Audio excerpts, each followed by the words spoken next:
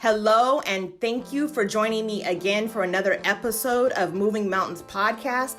Once again, I'm Trishina Barzar Hunter, Master Certified Transformational Life Coach, Emotional Intelligence Coach, as well as Relationship and Sexuality Coach. I know you could spend your time doing anything and listening to anyone, but I appreciate you for being here and listening with me. I certainly hope that this episode provides you some value, helps you to make some change and move mountains in your life.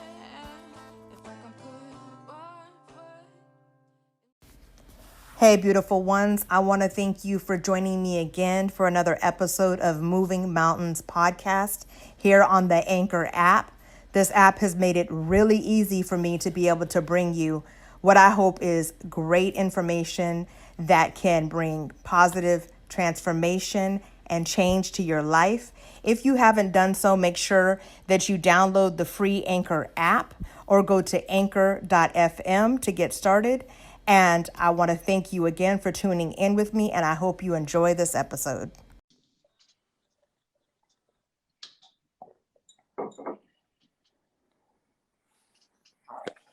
Hello, beautiful ones, my kings and queens that listen to my podcast. For all of you that tune in, once again, thank you so much. I am really glad that this next guest has decided to participate in this podcast with me, because a lot of times it seems like Black men don't get to tell their story. And I am excited to be able to be part of letting this gentleman tell his story. This gentleman was born and raised in St. Louis, has gone from homelessness to graduating from West Point, overcome mental health issues, and is now a public speaker and a leadership enthusiast. And his story is just so amazing.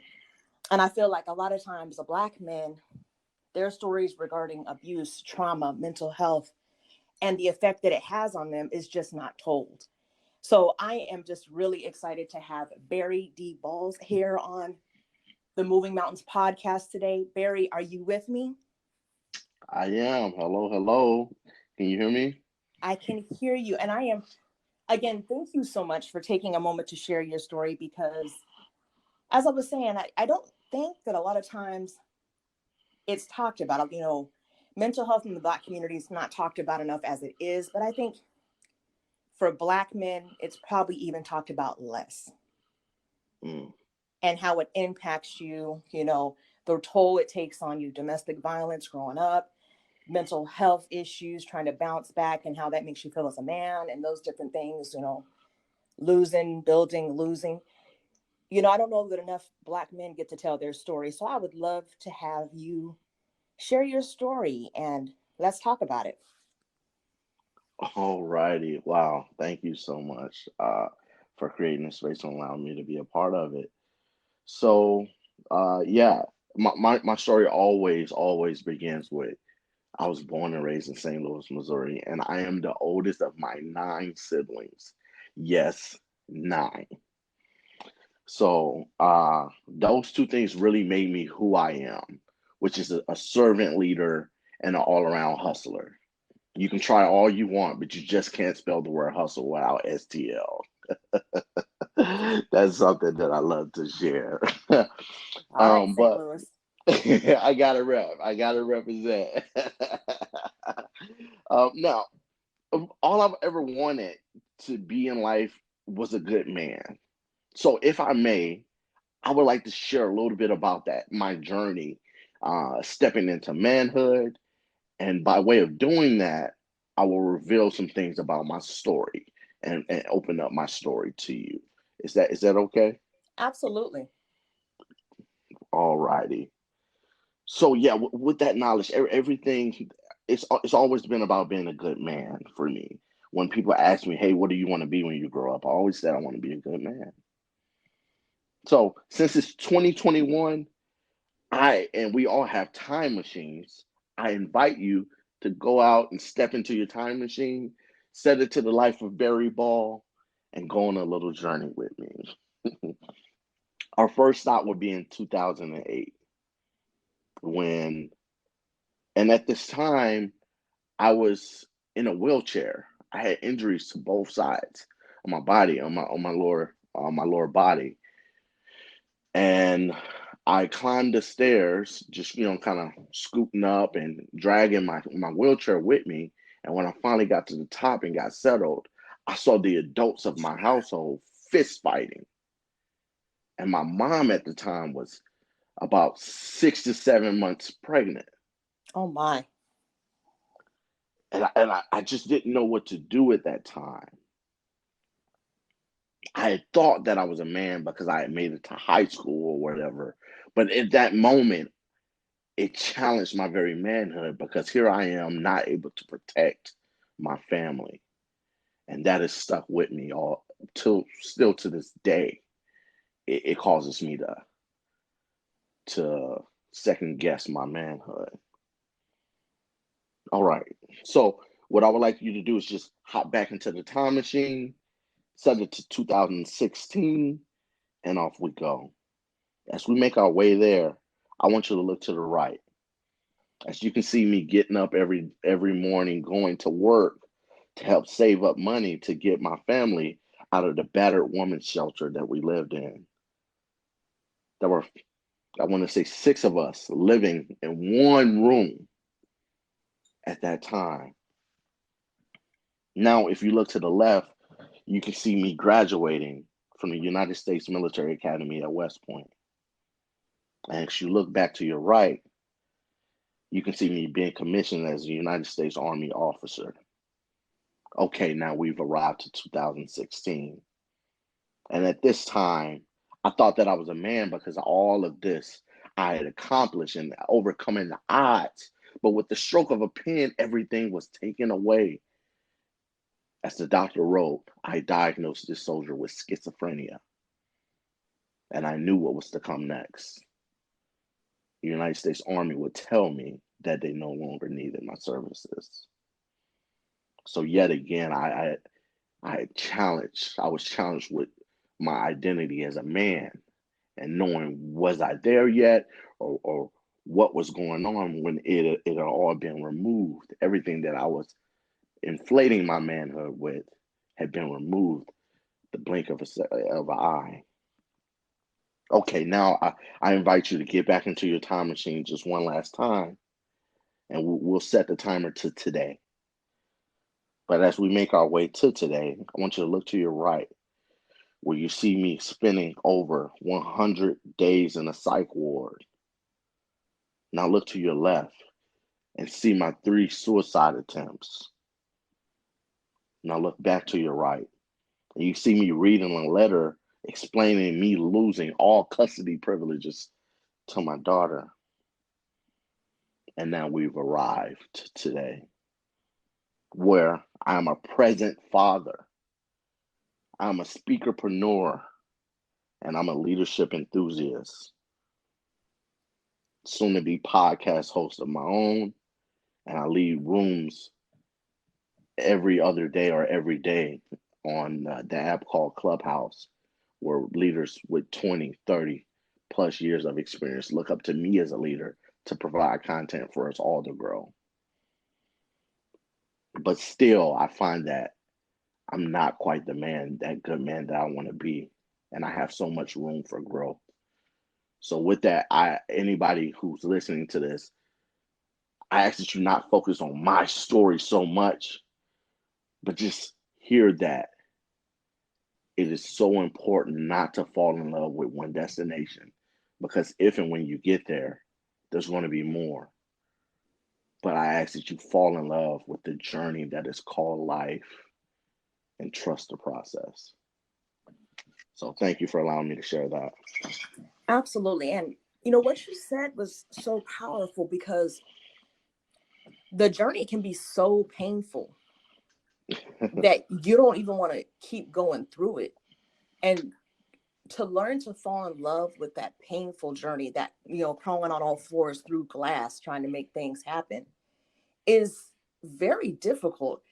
And, me and Barry actually met on Clubhouse in some groups. And when I heard him share his story, with such transparency to admit a diagnosis of schizophrenia while in the military. And I come from a military family, and I know how hard it is when things are not what you expected in the military. to speak so candidly about that is not easy, not as Blacks or African Americans, and especially not as a Black man, because in our communities we're taught you kind of suck it up, you keep it going, and there's a stigma, and there's especially a stigma around schizophrenia. It's one of those mom words that you don't really talk about, and to hear you talk about it so candidly it's empowering, and it's saying something to other Black men out there that are struggling, that maybe don't have their voice yet.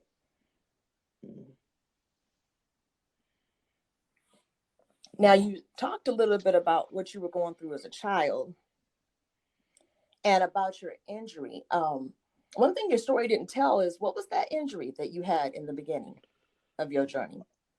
Okay, yeah. So if my memory serves me right, so on one leg, maybe let's say the right, or it was like I had a severely sprained ankle, and then on the other side I had a chipped hip, and both of these were due to just rough housing and just planning and being pretty rough, I guess. Okay. Now, in your journey, you've said over and over again, I just wanted to be a good man, and I'm still just trying to be a good man. Have you defined that yet? What does that mean for you? Okay, so yeah, what it definitely stands for is just living up to my responsibilities in life. There have been times where I did the complete opposite. So I'm just trying to get to a point where, yeah, I own up to my responsibilities. I take care of my responsibilities, and I am an example of what a man should be. I am the living example of, I don't have a son at this time, but who I want my son to grow up and be. And you're raising a daughter right now. How old's your little girl? So my daughter's 3. All Yeah. right. If it's okay, let's talk a little bit about that experience with your diagnosis, what you went through in the military. If you're comfortable sharing that, I'd love to hear and have you share what that experience was like for you in any terms that fit you. Okay, yes. I'm very open to sharing. Um, yeah. So you just want to hear what was that experience like, right? Yeah, because you kind of go through it in poetry and breeze over it, but I would really like to dig deeper into some of those things, because I know a lot of our brothers out there aren't talking about mental illness. Um, Yes. I know a lot of our brothers out there aren't comfortable pursuing help, or, even mention it to homeboys, because it can be considered a sign of weakness. Or, you know, we talk a lot about what the pressures are as Black women, at least in the circles that I'm in, but we don't talk about the pressures a lot that are put on Black men to be good men, or to push through mental health issues to be good men, or to push through domestic violence growing up to be good men, and the loss of a career you thought you were going to probably have till retirement, and how to navigate all of that. Most definitely. So for me, it was a very turbulent time in life, because I was in a unit, and it wasn't cohesive. I wasn't getting along with anybody in my unit, and a lot of that I reflect on myself. But then I also have to be honest with myself. There were just factors that weren't set up to put me in the best position for success. So, bumping heads with most folks in the unit, stress started to rise, and I hated being there. So that started to take a toll on me mentally, physically, emotionally. And months would go by, and the situation seemed to get worse, to where maybe one month it was, subtle friction. The next month it will be raised voices. The next month it will be things thrown across the room. Um, and just going to that environment every day, it was a problem. But I suffered in silence. I pretended like, oh, there's nothing wrong. Um, Having this conflict not only from my superiors, but also my peers and my subordinates. I just stuck out like a sore thumb, and that weighed on me. And then I had received a traumatic brain injury. Um, I was I was in an airborne unit, and when I did one jump one day, I prepared to land, and the wind blew, and my preparation was wrong at that time. I needed to shift, but before I could shift, I crashed into the ground and hit my head. So with all of the stress, and then you mix that with this traumatic brain injury, and like you said, yes, I had the mindset of mission first. So I continue to push through. I continue to try to maintain my job, even though I was very very much concussed. So when you mix all of that together, it just didn't put me in a good space. And next thing I know, um, I am acting of all kinds of nature that I didn't even recognize myself. I had thoughts that were very like disjointed. I had beliefs that weren't real.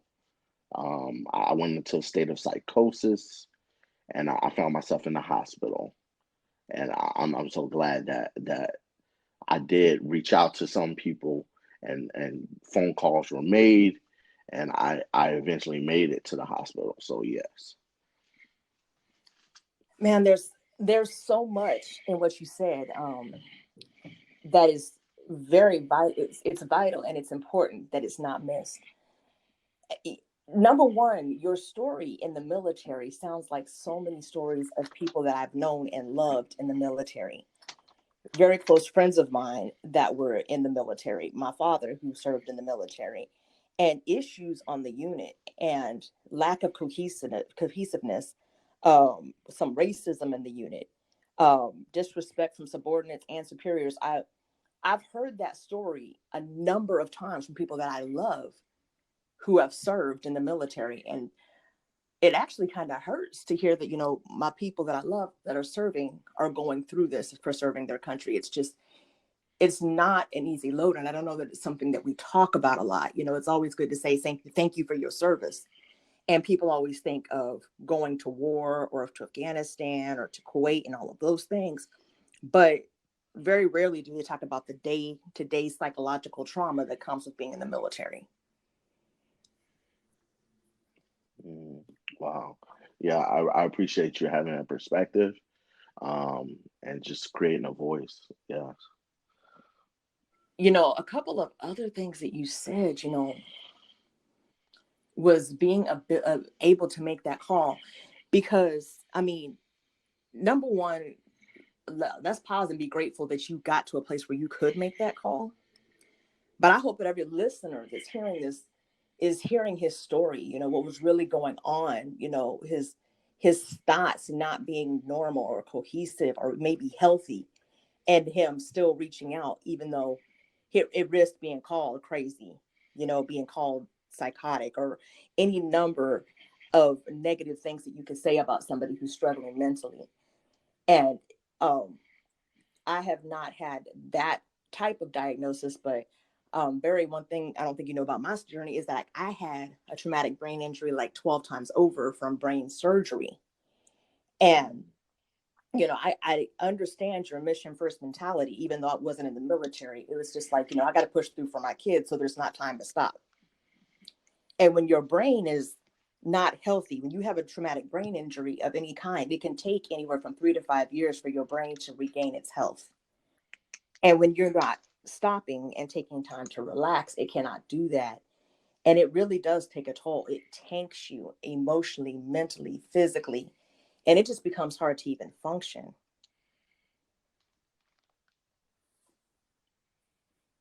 Wow. Yeah, I didn't know any of that. So I thank you for sharing it. You're really educating me right now. Yeah, there's a lot that goes into that. Um, how did it go for you going through treatment? Because I mean, you came out of it and you're doing some amazing and powerful things.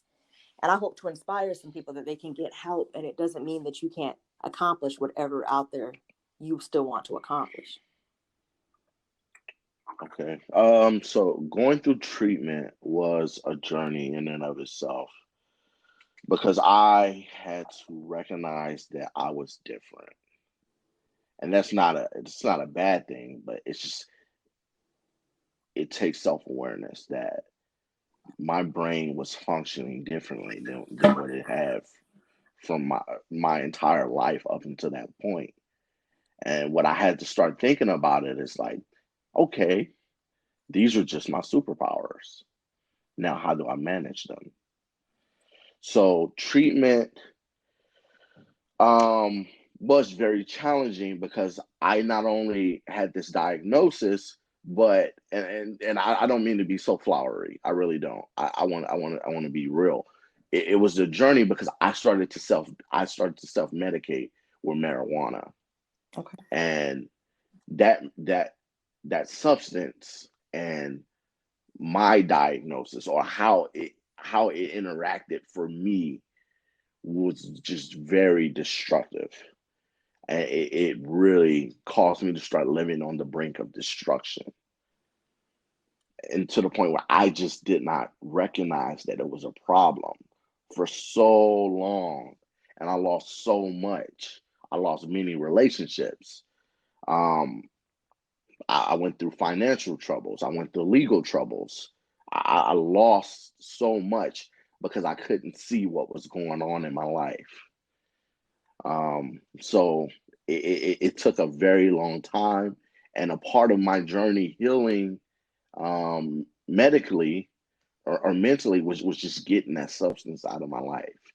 Don't get me wrong, I'm not against that. I'm not against marijuana.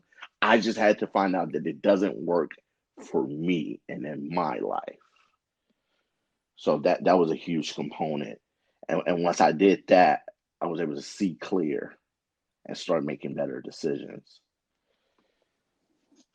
Absolutely. And it's interesting that you bring that up because we're talking about a traumatic brain injury. And that's actually not one of the things that we talked about we were going to go into. But um, when you have a traumatic brain injury, your brain does not function like everybody else.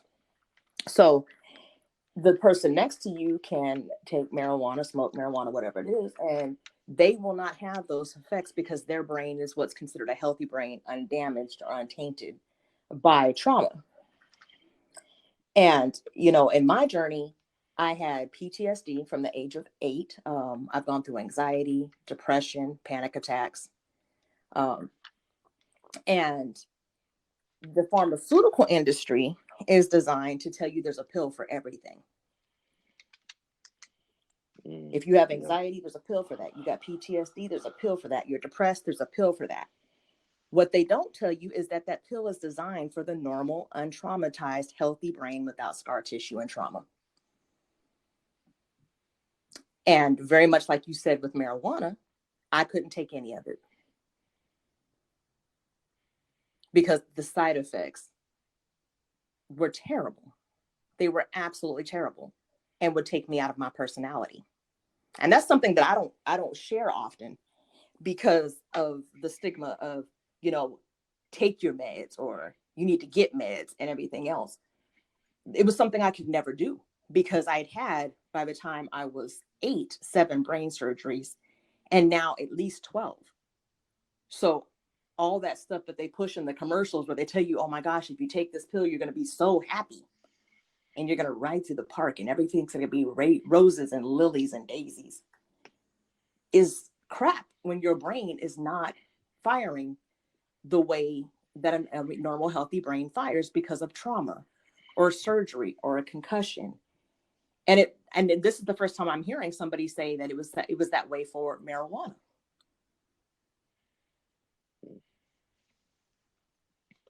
Yeah, most definitely. Yeah, But it took me so long to come to terms with that, and I never thought about it like how you're explaining, to see that the TBI had so much, or possibly could have had so much to do with it. I allowed that to be an event in my life, and I tried to drive past it, not thinking that I could be years removed from really recovering from it. The thing about that um, is because a traumatic brain injury, unless you are severely deformed, is one of those invisible illnesses where they tell you, well, you're not sick, you look just fine. Mm, And after hearing that so many times, or you look in the mirror and you look like yourself, you don't see the inside of your brain. You don't see the scar tissue. You don't see the trauma and what it's done. And what happens with a traumatic brain injury is your brain is overworking. There's parts of your brain that are overcompensating for the parts that don't function anymore. And for me, it was like it heightened my senses. I almost had spidey senses. And I was really kind of nervous about it because I felt overwhelmed in a number of different rooms because it would just seem like there was so much going on. And it might be at a 3, but it would feel like it was at 100 in terms of what was going on. And mm, it was a really good friend of mine, Mikkel Mecki, author of Running with Finishers, that told me, nah, that's you're not damaged. You've tapped into part of your brain that other people are trying to get to. It's your superpower. So when you said that, I really felt that because I really went through a really hard period where I had aphasia. And it was really hard to be in a room full of people because I could hear somebody opening the wrapper 3 seats behind me. And I could smell somebody's mm, cologne 4 seats in front of me. mm. And, it was just all coming at once and I would get really overwhelmed. And I remember him telling me, I run events and I wish I could see a room like you do and see everything going on that fast.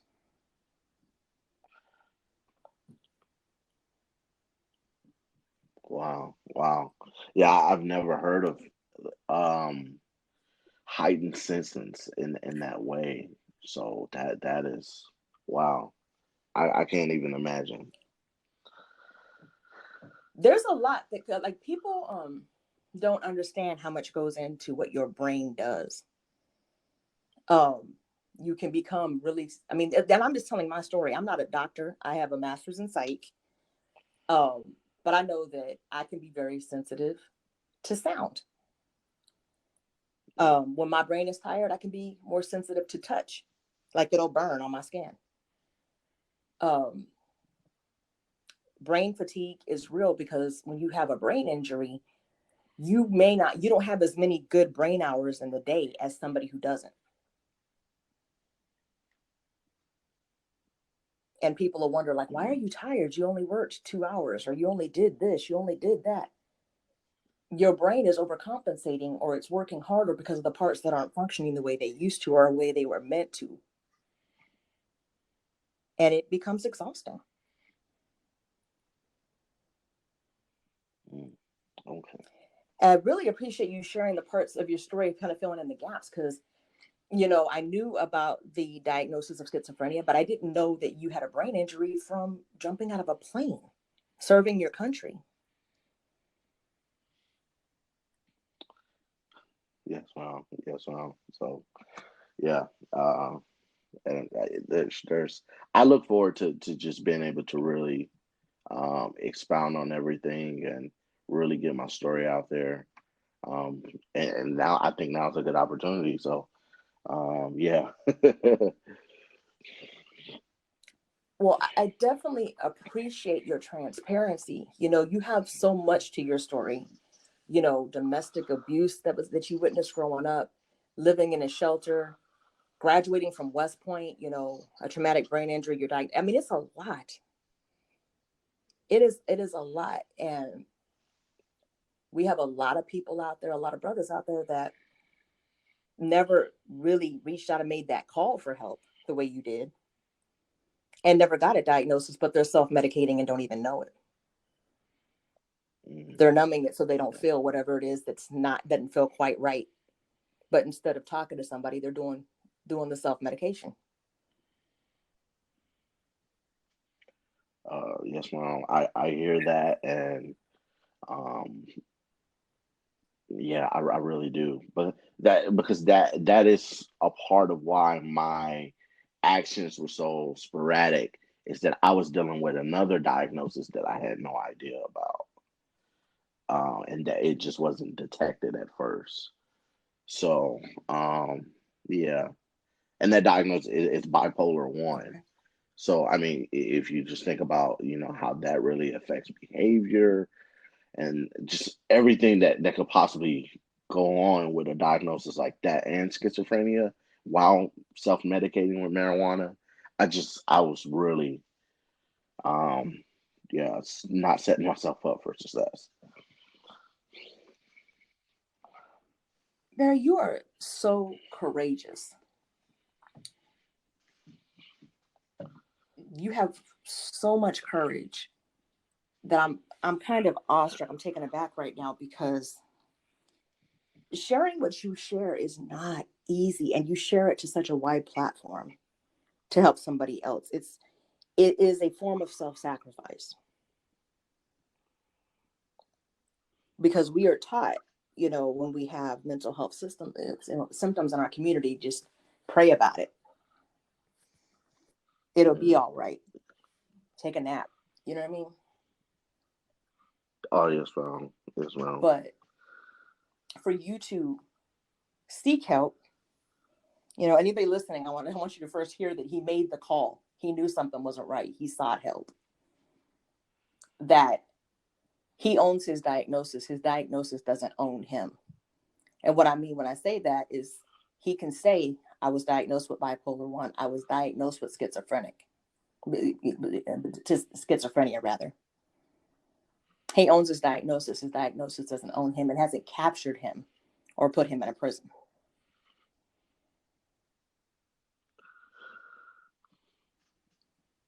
Or at least that's what I'm getting from your story.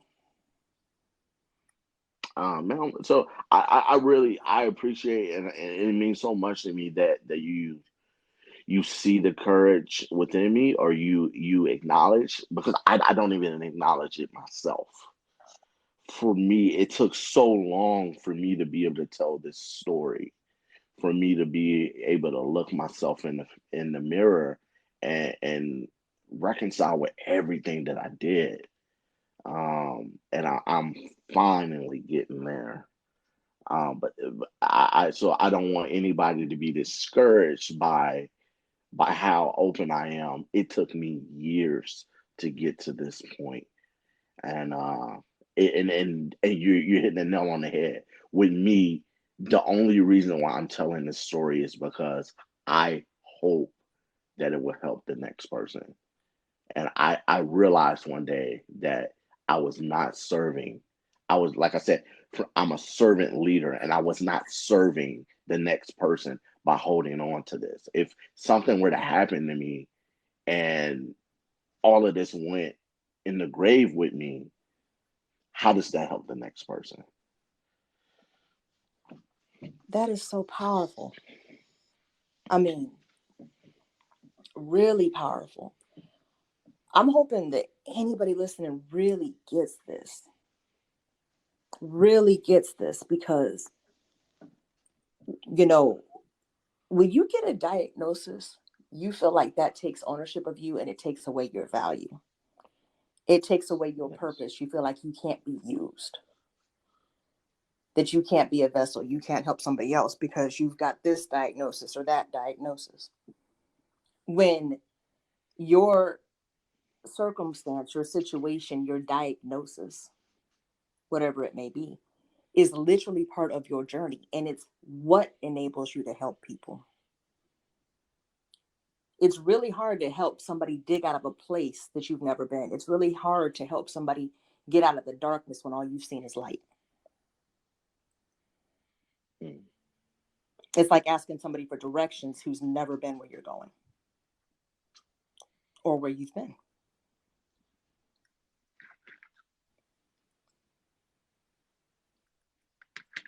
If there was one part of your story that you would want to stick, what would that be? One part of my story that I would want to stick? Wow, that's a great question.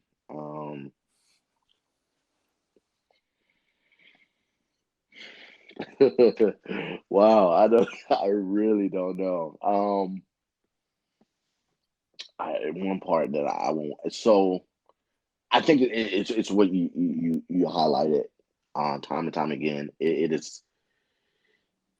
It was when I was on the brink, when I just didn't know what to do, when I was behind the wheel of a car, um, and in a state of psychosis. Maybe the only thing that saved me was reaching out and calling somebody and saying, "Hey, despite whatever you may think, this is how I view the world. Does this resonate with you? Does this make sense?" And honestly, that was hard, but hearing that, "Hey, no, that is not what the world is like. I think you need help," and going to get the help that I needed.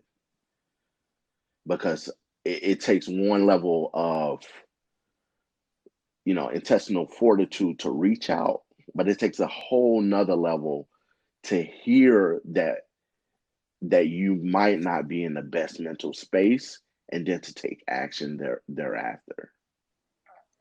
Yeah, that's a lot. One thing that I think I would fail my listeners if I didn't ask is, what was this like, or how did it impact you both as a veteran and as a black man? Did that shape your situation? Did it make it harder, different? Tell me about this as a veteran and as a black man and as a father.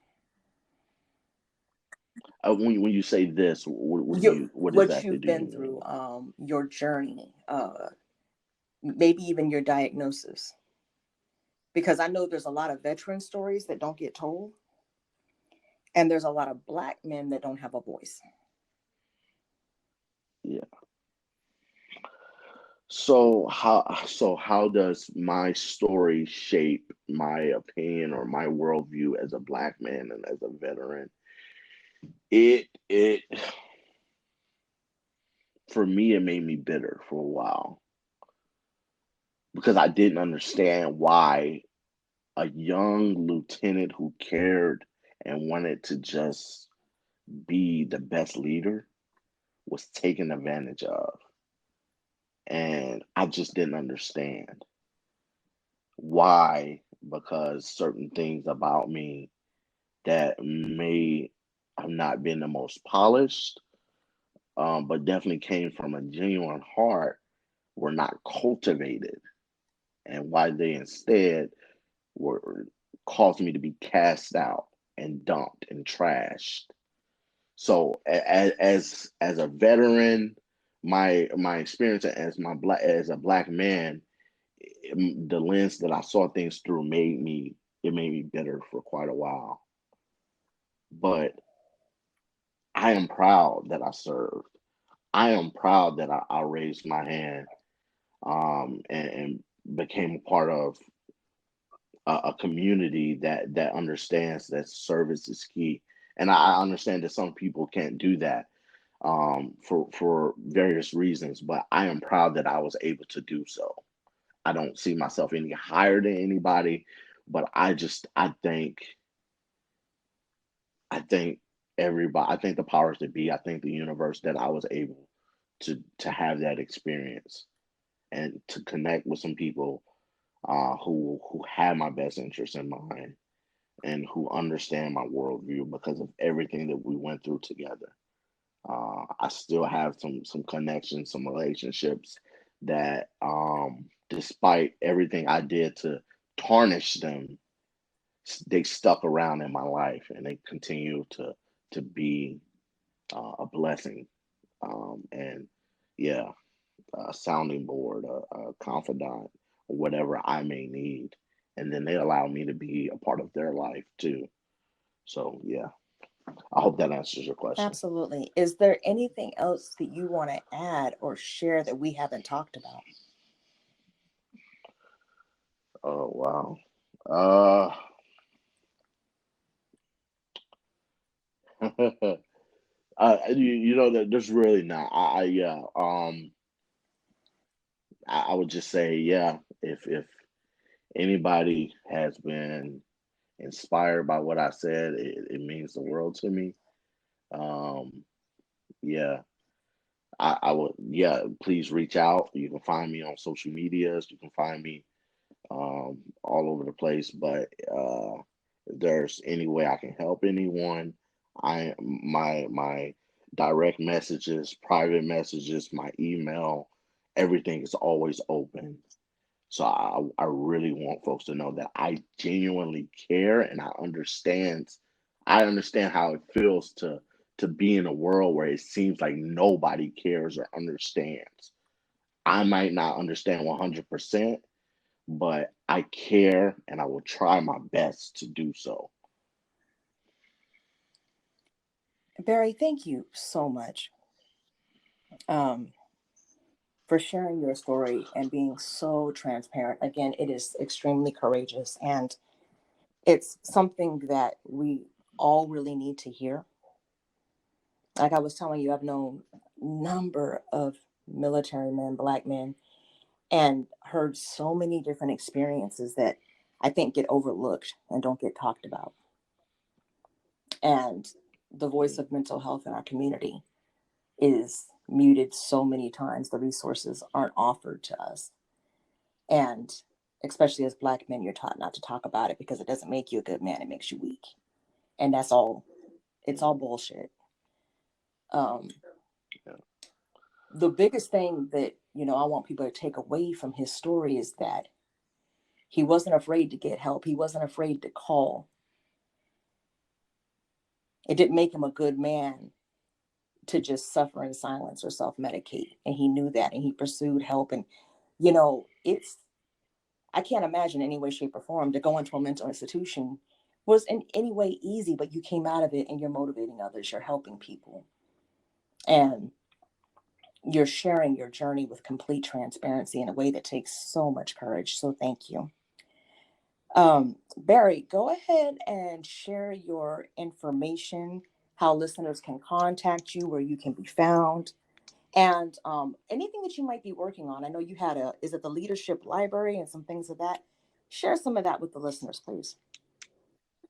Oh, most definitely. So what I would say is probably the best place to reach me. Maybe I would say Instagram. Is my handle is Barry underscore the orator. So yeah, you can find me there. I'm on Facebook. You can find me at Barry Ball Inspires. Email Barry at barryballinspires.com. And some things that I'm working on right now is most definitely just building my speaking business. I have a podcast that's coming, the Leadership Library. If you're on Clubhouse, I already have a club that's also entitled the Leadership Library, and yeah, we meet on Mondays and Wednesdays at 12:30. So yeah, those are just a few things that I'm working on right now. Absolutely. And I will have all of Barry's information in the notes of this podcast so that you can definitely reach out to him. He and I will be doing a Q&A on this on Clubhouse sometime within the next week. So be on the lookout for that information on social media. We'll be announcing that. Barry, I want to say thank you so much for joining me, for being transparent, for sharing your journey, and reminding people it's okay to get help and being a voice. Is there anything else you'd like to add? No, I just want to say thank you for having me, and yeah, thank you for allowing me to share. It has been my absolute pleasure. Thank you to everybody that's listened. Make sure to look up Barry on social media. Find us both at Clubhouse. I'm Moving Mountains on Clubhouse and pretty much everywhere. And again, that'll all be in the information on this episode. I appreciate your time, Barry, and let's do this again real soon. I look forward to it. If you have enjoyed this episode and you want to keep in contact with me, you can locate me both on Facebook and Instagram. The handles on both of those sites are going to be at Moving Mountains Coach. My website is www.movingmountainslifecoach.com. Again, www.movingmountainslifecoach.com. I do look forward to hearing from you. Reach out to me, subscribe, comment, let me know what you think, share it with your friends. And of course, if you'd like to book a one-on-one session with me, I am available. Go to my website, contact me on Facebook or Instagram. I am happy to chat with you and get you booked for a free introductory discovery session in terms of what it's like to work with a master certified life coach. Have a great day, and remember, every mountain can be moved if you are willing to take the first step.